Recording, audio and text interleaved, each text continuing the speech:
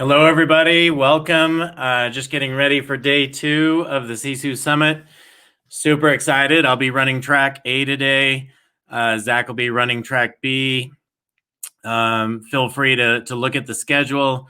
I have the agenda page at the bottom. So if you're trying to see what is happening on the schedule, feel free to look at that link. Also, feel free to share that link out. This is open to anybody in real estate, anybody that wants to see it. There's no cost. Just share the link out to all your social platforms. Let them know about just what's going on today. We have a ton of really powerful guests today, and I get to kick it off today with Aaron Cuha. And Aaron, welcome to the summit. How are you? Welcome, guys. I'm doing fantastic. Aaron just got back in his house. Look at that beautiful setting there. Beautiful Sonoma, California. Good. Well, I'm glad the fires are down enough that you can be home again, Aaron. And I'm super happy to be here too. And it was pretty devastating, but we'll rebuild. Yeah, it's always the case. So I'm really pumped to have you. I get to start with a Tom Ferry coach. Sorry, I get to start with the Tom Ferry coach today, and then we get to end with Tom. And right. Anyway, it's what a way to start and end the day. It's going to be a fun day. So I'm really excited today to have you talk about mindset, because I think that's probably the hardest thing to train in real estate, and I see that the people who are doing it are having a significant impact, not only on the production of their teams and their brokerages, but on really the individual lives of those people. So I know Tom starts out every Monday with a Mindset Monday post. So I'm sure maybe that's rubbed off on you, but I'm going to turn the time over to you, and I'll be here to ask questions, but looking forward to hearing what you have to say about mindset. Yeah. I think you nailed it. I mean, mindset is such a powerful tool that we overlook, right? And it starts with Hal Elrod's, win the morning, win the day, miracle mornings. It starts with those types of things. If you start the day off with a mindset that's detrimental, you're likely to have a detrimental day. I mean, there's no rocket science to this. And it took years for all of us to buy in. I was an old Tony Robbins guy. I was an old Mike Ferry guy. You and me both. And of course I'm a Tom guy, and Tom is a master at mindset. There's no question. And he's definitely brought our game, especially our coaches and our clients' game, up tremendously. And we've developed this system this is how you develop a growth mindset. This is how you get out of a fixed mindset. And it starts with purpose. What is your true purpose? And the clearer your purpose, the easier it is for you to know it, for you to keep your mindset, and for your customers to keep your mindset. And if you don't have that why, right, that clear purpose, it's really, really easy to get lost in this, in the mindset craziness. And don't kid yourself. Like I said, I evacuated because of the fires last week. I was evacuating at 1 a.m, and I got out of here at 3 a.m. I was driving through fires. I have 10 friends that lost their homes. Wineries burnt down, multiple friends. It's hard to keep a positive mindset. So what was going through your mind in that time? I mean, I've never had to evacuate a home. We had a fire here last summer that, I don't know, I could certainly see it maybe a half mile from my house, but we didn't have to evacuate because it was going up the mountain. But what is that feeling? Well, I mean, you're scared. I mean, the feeling is scared. We were driving through the fires. We thought we had lots of time. We looked at the internet. We're like, we're okay. We loaded up everything that we could. I've got a big, beautiful boxer dog who's on my wife's lap. And there's no hotels. There's nowhere to go. You're driving through fires, and then all of a sudden you're like, this is real. This stuff's getting real. And that's maintaining the mindset. There is probably even a little bit easier. You have no choice. This is it. This is almost like a habit. This is what I have to do to survive. Yeah, survival at that point. But you talked about being scared, and scared, I relate that to fear. And fear is what holds us back most in life. It does. So you're in that scared moment, but you don't have a choice. You just have to do it. Yeah. So in those moments, fear can't dictate for you. for most people. Like you can't be, Yeah. there's no choice. You can't be paralyzed. Right. If we take that into real estate and mortgage, fear paralyzes us. And we will look at it and say it's something else, like the easy road, or there's a problem with this file. I need to go handle this inspection instead of doing my prospecting. That's fear, reorganizing your brain into taking an easy road. But you don't have that choice in that moment. The next day I had a choice. The next day I was overwhelmed. Right? I had 20 coaching calls the next day. I didn't get in until 5 a.m. I slept in my car. I had to cancel my coaching calls. You mean you didn't make an excuse and say, "Hey, I got kicked out of my house. I'm not doing this today"? Yeah, not only that, I start at 5 a.m. every day, right? So I had to do that from hotel rooms and from my car sometimes. But I don't, once again, for real estate and mortgage, the biggest challenge that they have is if they really understand their purpose, if they really understand that takes us to the next level of state, what state you're in, and they have true beliefs. So for a growth mindset in NLP or in any version, it's, a purpose, controlling your states, making sure that you have your beliefs. And then if you're covering those three, and then you're there. So for me, the next day, it was really, really easy. This is what has to happen. This is the state of mind that I need to be in. I'm alive, excited, full of energy. I'm a force for good. I'm a force for nature. I'm going to help everybody I talk to today. And I just hit the ground running. I don't have it. There's no choice. I've developed something in my brain that says, this is what has to happen today. Which really was your choice. You made a choice a long time ago that this is who you're going to be. This is how you're going to show up. Exactly. And I was just like every one of my clients. I had a coach. We use Bill Pipes, a great example. He would be like, you didn't do what you say you're going to do. Don't ever call me again. Click. What do you mean? I'm like, you learn these things. Did he ever let you back in after that? Yeah, I had to go volunteer at prospecting class and do crazy stuff to really crazy things. You wash everybody's car in the parking lot, do stupid stuff that I had set up as accountability standards that, like, if I mess up, this is what I'm going to do to fix it. Yeah. So I think that's something that we can all learn from, Aaron. I actually hold 5 of my wife's team's agents accountable on a weekly basis. And, sometimes they don't show up, and I say, would you ever not show up if you were paying $1,000 for this coaching session? Because that's what most people pay for this. So, anyway, how do you get them? I mean, maybe it's hard learning lessons like that, which I've done. I've said, you know what? You don't show up twice, I'm done. I don't do this for you. I don't have time for that. Well, and I think for your group, for the whole team, and it's different for every single person. In my mind, I can't be that way with a brand new client. I need to get through 3 or 4 calls with a client and get to the point where they're like, coach loves me and only has my best interest at heart. And I know everything that he's sharing with me really is going to make me excel. And once we have that level of rapport, then I get super strong. Right. And everybody's a little bit different. Some people have to do crazy stuff. You run a team as well, right? What's that? You run a team of agents as well? No, I don't have a team of agents anymore. I'm a broker in 10 states. We owned a mortgage company. We had about 3,000 employees, 3,000 originators, and Bill Pipes and I ran that together. I decided to change my lifestyle. I ran a fund for Carlisle, a $250 million fund for Carlisle for 5 years. Oh, okay. My wife and I sold our home on the water in Huntington Beach, and we've been remote ever since. I coached from 25 countries last year. Oh, wow. Good for you. Right? So I work 3 days a week for a company called Fiserv. They're a banking technology company. I'm the director of all their digital mortgage products.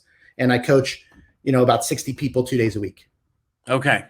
Right? Great. So today you talked about, hey, using mindset training to build a team of elite prospectors. I think that's probably the hardest thing in real estate to do today. Most agents don't prospect anymore. I mean, not the way they used to, right? I mean, you said you went to Mike Ferry. You were a hardcore, I'm going to call FSBOs and expireds. And that doesn't exist very much today, partially because there aren't that many expireds, but also, I mean, there's still those agents that do that and do it extremely well and do 100 listings plus a year. But for those building teams, I think it's really easy for these agents to be of the mindset of, I'm on this team to get leads and to get leads handed to me. And I want freebies. And I would rather pay Zillow or somebody else, Top City, whomever, 35% than actually go out and earn it, work for it. So how do we change that mindset if we're a team owner or a broker owner that really wants to coach on production? Yeah, I mean, I think you nailed it. And the biggest challenge that they always have is it's very, very difficult to change a mindset. But it's much easier to develop the proper mindset from the start. So if you have a team of agents who have never picked up the phone and who are not calling their database and who are not following up, we'll use online leads as a great example. If they're not doing 10 days of pain, a call, a text, a video, another call, all the day one, all within 2 minutes, blah, blah, blah. If they're not doing it properly, then it's very difficult to change them. Yeah. It can be done, but it's difficult. But if you set expectations right from the start, if you are active and engaged in your team, if you do daily stand-ups, if you do role playing, if you're teaching them NLP, if they're aware of their body language, they're aware of themselves and others and imitation, then they excel at it. And once they see them excelling or other teammates excelling, they're like, okay, I can do this. So have you gone to NLP training? My wife, the timing of this is interesting. She just finished 6 days of NLP training yesterday. Did you? And what was it? What? Yes is the answer. And many times in the past, including with Tony. Okay. But not in the last 15 years. I read every day on NLP because that's what we do. Yeah. Right? Embedded commands, embedded responses, intonation, personality traits, those types of things. Yeah. So what did she think? So she absolutely loved it. And she's the type. We went to Tony Robbins, and of course, the first time you go to Tony Robbins, you buy the entire packet. So you go to every Tony Robbins event. So we did that, and then she went to this training, and the first thing she did was I think she spent $50,000 for one-on-one training with this NLP trainer, because she's always investing in herself. But I say that because you've mentioned NLP a few times. And if I'm a team leader out there trying to teach mindset, I think, we have a lot of customers that are super, super successful teams. But I think that's where they struggle most is, how do I train on this mindset? I'm not a mindset coach. I'm not, how do I become somebody that can truly lead in the mindset perspective? Because I think it takes more than just talking about mindset. I think you have to truly be in that state, like you talked about. Well, I mean, there's no question that it takes skills to train skills, right? If you are unable to get yourself in that state, or you're unable to take yourself out of that state, it's going to be very difficult for you to train it, because they're going to see it and they're going to realize it, right? And we'll use an old Tony Robbins state trick as a great example. And I do this all the time, and my wife does it to me. I have this thing where if I'm in an argument, I've been married for 30 years. My wife is amazing, right? But if I'm in an argument or a fight with my wife and I get into a state, the first thing I do is visualize myself walking down the aisle 30 years ago.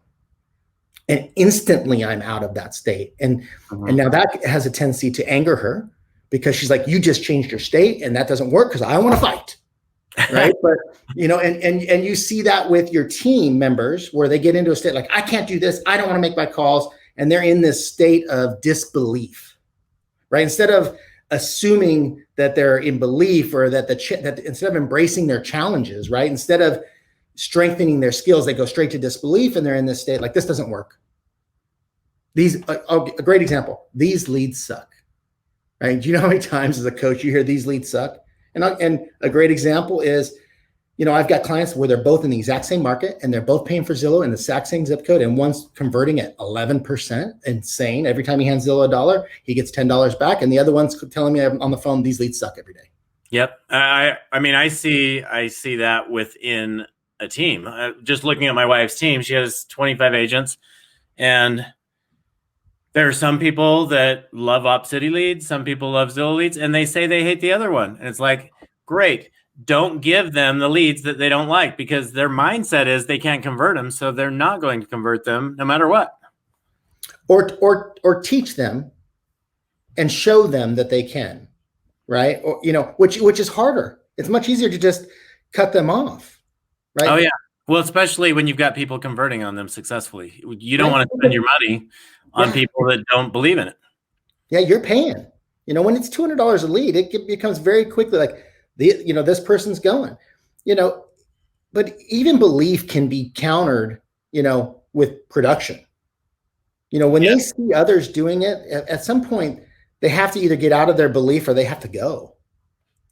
Yes, 100%. So you mentioned something a minute ago. You said it's way easier to train somebody new than to teach your team who you've had around for years, who are entitled at this point. So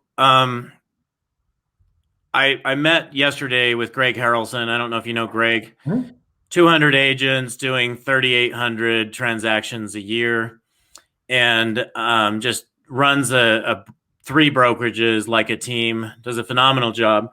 But he made it very clear, I only hire new people to the industry. And I know there are people who are the opposite of that, but Greg likes to teach them his way. It's, I'm going to teach you step by step, training by training. You're going to go through every one of my videos, exactly how you're going to get from point A to point B. And then at that point, you can start actually talking to clients. Right. So I think for that, I think it's a little bit different. So it's not necessarily, and I agree with that. Actually, I'd much rather hire somebody new and train them the right way. But I think in the aspect that we were discussing, I don't want to change what the expectations of a team member are midway. Mm-hmm. Right? That's like lowering their commission. They never happen, right? Yeah. So if I'm hiring a new team member and they have some experience, I'm okay with that as long as they understand the expectations going in. Yes. If they've been in my team for 2 years and I'm changing those expectations, there's going to be pushback and there's going to be state issues and belief issues, right? So with that said, yes, I'm that guy that would rather have a guy that was selling vacuum cleaners door to door, putting his foot in the door and throwing a dirt clod than hiring an agent that's been in the business for 20 years. Yeah. Because my guy is going to do exactly what I tell him every day. Although I've seen it in many cases, just, within my household, I've seen agents come in. Maybe they've been in production 3, 4, 5 years, but their production's been 1 transaction a month. Yeah. And you put them in the right environment with the right mindset coaching and the right leads and the right training, and all of a sudden they're doing 6 to 12 transactions a month. I think it goes back to what you originally said. Why would somebody be paying thousands of dollars for coaching and not listening? This may shock you guys, but I'm going to argue that 25% of our coaching clients do everything they say or less that they say they're going to do, or even make an attempt. When I get a brand new client that's been in the business for 3 or 4 years and just does everything they say they're going to do, I am gog. I'm like, oh my God, that's amazing. I'm so happy that you did that. And the client's looking at me like, well, I'm paying all this money. Why would I not be doing that? I'm like, you don't seem to understand. Lots of people pay money and don't do it. Yeah, but you should never tell them that, though, right? Don't open their eyes. That's the first thing I tell them, right? Hey, are you going to be this person or are you going to be this person? It's your choice. I can't make you do it. I can just push and force and entice and threaten, right? But I can't make you do anything. So when they do, and some take, I've got a client right now that's been with me for about 12 months. He did 3 transactions last year, but he's at 35 this year. He stepped it up at the beginning of the year and he's killing it. Right. So sometimes it takes a while. What's he doing? What's he doing different? He chose to make his business his primary item. Right. He got his family to buy in. He stepped up and he started working on technology and systems, and he's making 3 hours of calls every day. Our goal is to make 3 hours of calls every single day, following up on lead. A lot of it's lead follow-up. Right. Don't get me wrong. It's not all, he's not calling expireds or FSBOs. It's 3 hours of calls, 2 appointments set, 1 appointment gone on every day. And he's been doing it. And he falls off, he gets busy now. He's got 18 deals pending. He'll fall off. I'm like, coach, I messed up. But every time he falls off, he's got to donate $100 to my charity. So he's like, so I got an email from him this morning, like, I owe you $100. Yeah. Awesome. So he is doing he's setting 2 appointments a day. And going on 1. Okay. right? That's our goal every single day. And that can be that's like minimum. That's minimum standard for him. That's minimum standard for him. And it's probably a minimum standard goal for everybody. So if I have a team that I'm running of 10, 15, 20 agents, how do I get my agents producing at that level where they are, and some don't want to, right? They need to want it, first of all. They need to have the why, going back to what you said. But assuming they do want it, how do I get somebody to actually set 2 appointments a day and go on 1? Because if everyone did that, everyone would be successful. So, listen, you said it. Some of them don't want to, but the ones that do, the ones that truly have a growth mindset or have converted to a growth mindset, that have the beliefs and have the why and are willing to put in the work, you mentor them, you coach them, you show them, you act as if. So in other words, it's role playing every single day. It's script practice every day. It's calling with them when necessary. It's walking the walk and talking the talk. Right now, it also depends on your team layout. So some teams, the team members don't go on appointments, right? Some team members, like all the team members are buyer's agents, the team leader's this listing agent. It depends on your team structure, or just some team members are just showing agents, right? But if it's a team where they do listings and they do sales, then and they want to, then it's a matter of you just make it. It's so simple that it's sad, truly. If you look at the numbers in a big scheme, and we'll use on average, we have about 7,000 clients in the Tom Ferry ecosystem. We track all of their numbers. We know that about for every 40 conversations you have, and that's a mixture of new prospects and database and following up on leads, that you're going to have a transaction. So 40 conversations equals a transaction, right? Now, if you're calling expireds, it may be different for you. When I started calling expireds, and that's all I did as a real estate agent, is call expireds and knock on doors, right? Because I was a Mike Ferry guy. I was 80-1, right? But when I finished 10 years later, I was 20-1, right? So skills, right? Belief, state. When I started and somebody yelled at me and cursed at me and did this and said, don't ever call me again, at the end, I was like, woohoo, one closer. Boom, I knocked it off the board. I got on the phone again. The people around me thought, oh my God, this guy's crazy. Yeah. Yeah. And I mean, you said 40-1, if that's across the board of people who you guys are working with. But I mean, I would say new agents coming into the business, they're more like 100-1. So let's use them as 100-1, right? So if it's 100-1, and we're telling them that they have to have 15 conversations a day, an hour of power, a 5-5-5 or a 5-5-4, right? 5 new prospect, 5 database conversations, and 4 people they're currently working with or following up with, and maybe a couple videos, 5-5-4-2, right? Now they're getting 75 calls a week. So they're a brand new agent. If they're 100-1, is every week and a half, they're getting a transaction, right, if they're making their calls. Exactly. Even when they suck, excuse my French. Exactly. It's really that easy. It's right. Really that and easy. Guess what? After a month, they're not at 100-1 anymore, because they've gotten good. And guess what? Their mindset now is like, oh my God, I have 3 buyers I'm working with, or I've got a listing appointment and 2 buyers. And now they're like, oh my goodness, this works. Or all of a sudden they set 3 appointments in one day and they haven't set one in 2 weeks, and they're just blown away. Well, keep in mind, your numbers work that way. When I tell my team that they're 40-1, it doesn't mean that on the 40th call, you're going to get a deal.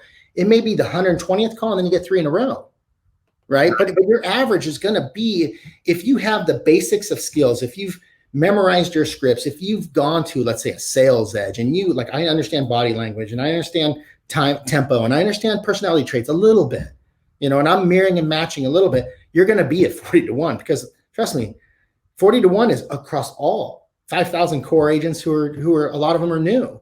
We have a lot of agents that are 10-1 or 20-1. Right.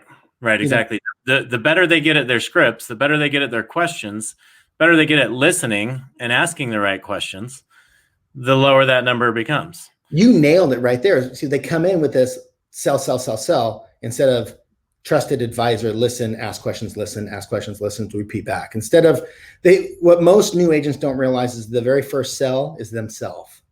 If they don't sell themselves first, the deal's gone before they start. Right.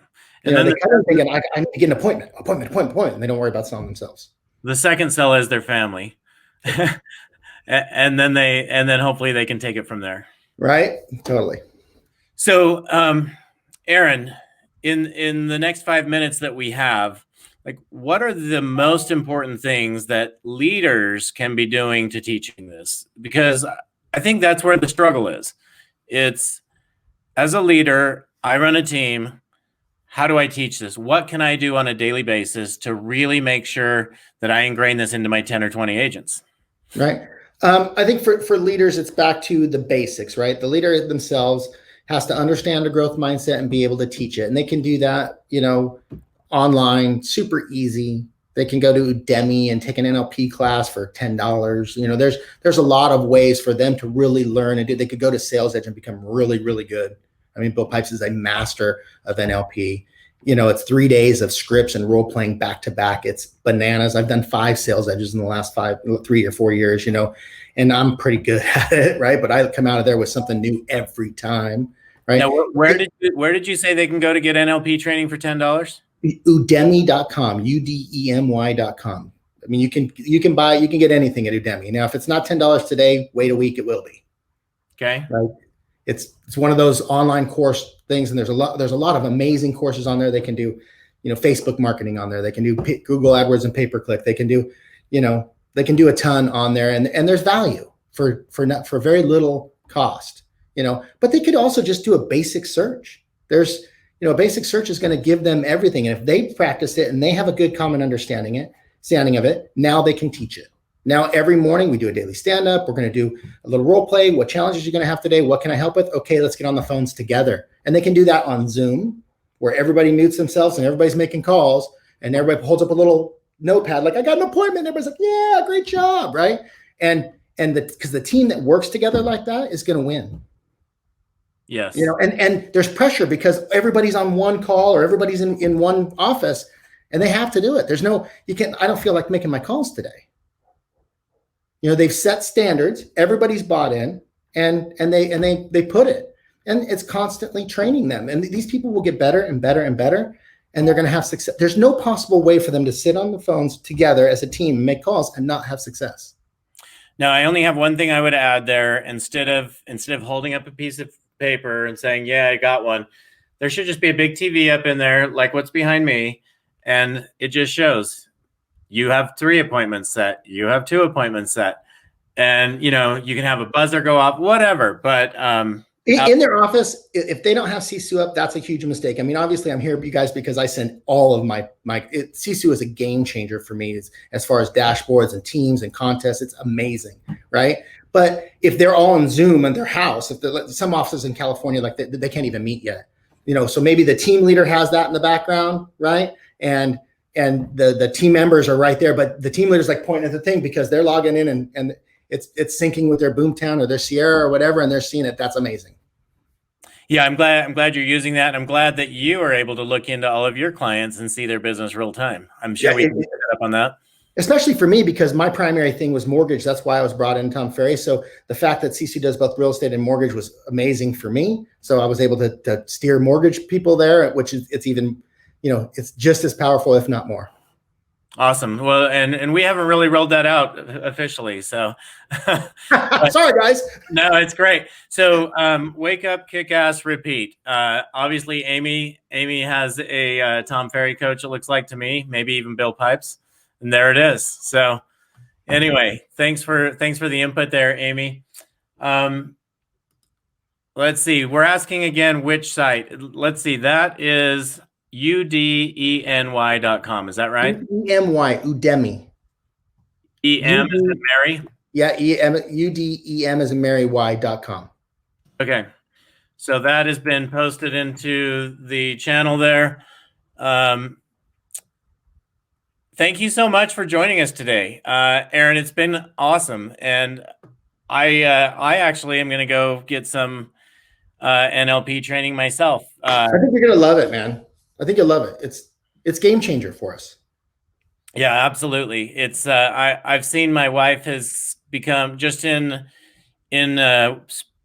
span of a week, and she's already a big thinker, but in the span of a week, she's gone from thinking I'm going to make 200 grand a month to I'm going to make 300 grand a month.